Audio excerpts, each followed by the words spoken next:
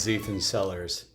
Today I'm going to talk a little bit about Glasgow Smile, one of my original songs from my band Logical Flaw's album. I wrote the earliest versions of Glasgow Smile back in 1996 or 1997. My memory's a little bit fuzzy. I'd recently gotten into Irish, Scottish, and other Celtic music, and I was messing around with a guitar that had been abandoned in the apartment that I was renting at the time. The song title, Glasgow Smile, was inspired by a grotesque assault said to have originated in Glasgow in the 1920s or 1930s. If you think about how Heath Ledger's portrayal of the Joker looked in the Dark Knight movies, you get the idea. The first part of the music that came was the intro figure in 1116. It's kind of a mutant slide, which is a dance, an Irish dance tune style in 12/8. The thing is, being a then novice guitar player, I just kept dropping a beat by accident. But borrowing a line from musician and conceptualist Brian Eno's Oblique Strategies, I decided to honor my mistake as hidden intention, and the song starts off with an odd meter, which turned out to make sense when the lyrics came.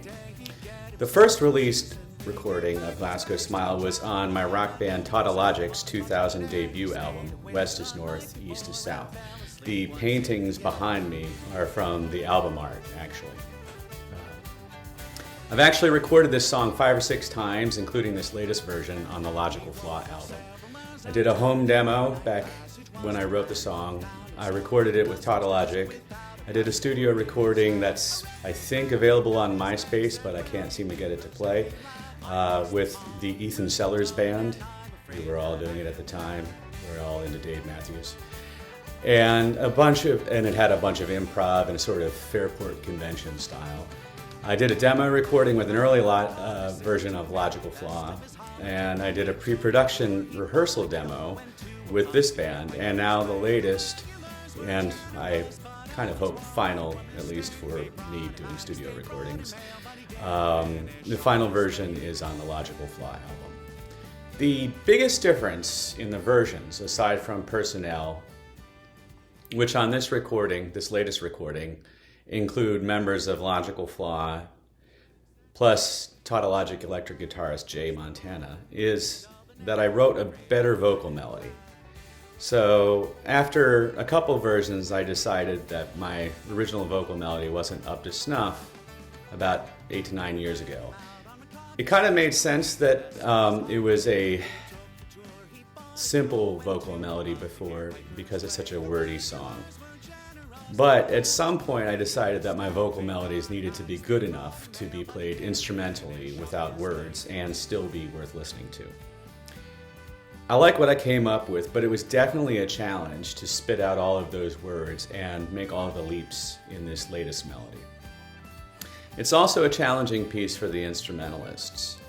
Emily Albright on fiddle and Dana Joras on flute have to come in cold on a brisk 11/16, which, let's face it, is a challenge for anyone outside of the Balkan Peninsula to feel or count naturally. The meter shifts into 4/4 and settles into a stompy rock groove with Pat Buzby on drums and Nathan Britsch on bass, and also Joe Kilroy on banjo. Before the 11/16 returns, there's another interlude with a lot of triple quarter notes against the 4/4 pulse, which is also a bit tricky. All in all, you could argue that this composition is as musically sadistic to the players as its titular inspiration is to its victims.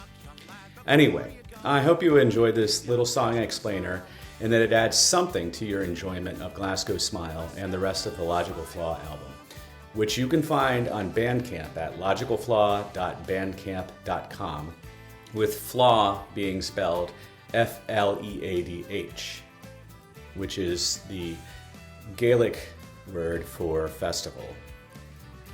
You can also just check the additional info or comments for the link.